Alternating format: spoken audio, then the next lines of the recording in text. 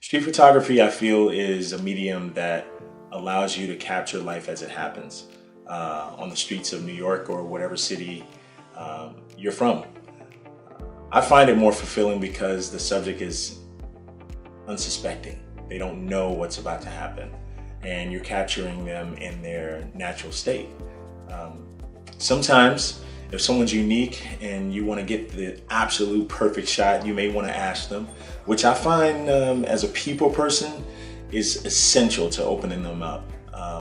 I found that when you just simply ask, hey, I love your look, I love your hair, I love your shoes, I love this about you. I want to photograph that, I want to capture that. Sometimes it works in a way that you never expect it to. For example, there was a time where I ran into a gentleman who I thought had a really unique look. I was just coming from an audition for a commercial and always with camera in tow. I ended up running into Tony Kaye. Now, if you don't know who he is, he's the director for a string of cult followed movies, including American History X. And I didn't know that until he gave me his Instagram account. And I'm like, wait, let me Google him. He seems pretty important. He had over 70,000 followers or something like that. And I was like, you know what? That's amazing. It looked like he was in some rock band with his guitar in tow, and he just had a really, really distinguished look. And I just knew I had to capture it. So I asked him for his permission to capture his photo, not knowing who he was, and captured a really, really great portrait. Each time that I'm shooting, I always find myself switching to who they are. And I kind of become the subject as well as the photographer. And I kind of see them as who they are, but kind of telling their story in a very unique way.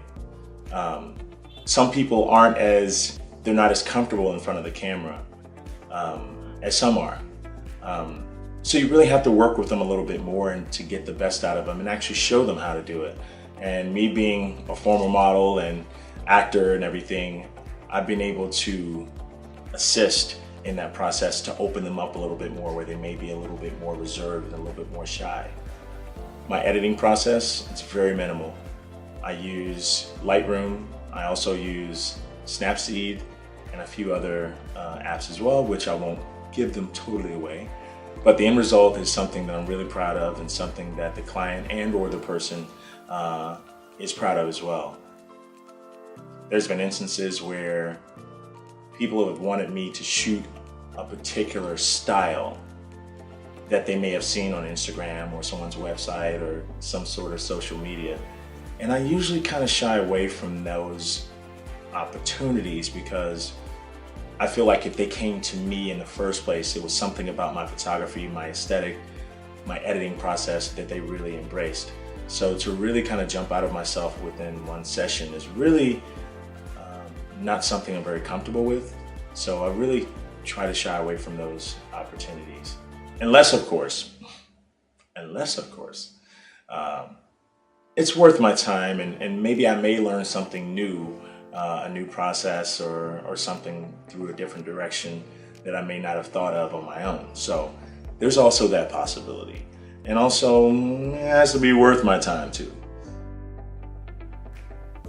There's been times when I've been just walking alone with my camera and capturing the city and various parts of it and really kind of telling a story. For example, I had a story published in 6 Square Feet magazine, and it was capturing Chinatown. So I really, really love that and love the ins and outs and love the transient nature of it. And also the cultural aspect of it, because you get a hybrid of the New Yorker, but then you also have the subculture of Chinatown. I want my work to outlive me. I want to shine a light on different places that may become gentrified one day. I want to be able to capture the city and keep it preserved for as long as I can. The Lower East Side is a prime example of that. I just did a photo shoot there recently. And although I was there for work, I kind of felt a tug in my heart that a bit of nostalgia. Yeah, I just felt a sense of loss because I literally was watching this historical landmark of a neighborhood slowly disintegrating. And part of my duty as a photographer is to be able to capture that and help it live well beyond me, just as I've seen in movies and television and things that make me want to be here 10 years ago when I wasn't. I can count on two hands the places that I used to come to when I first moved here that are now closed, which is a travesty.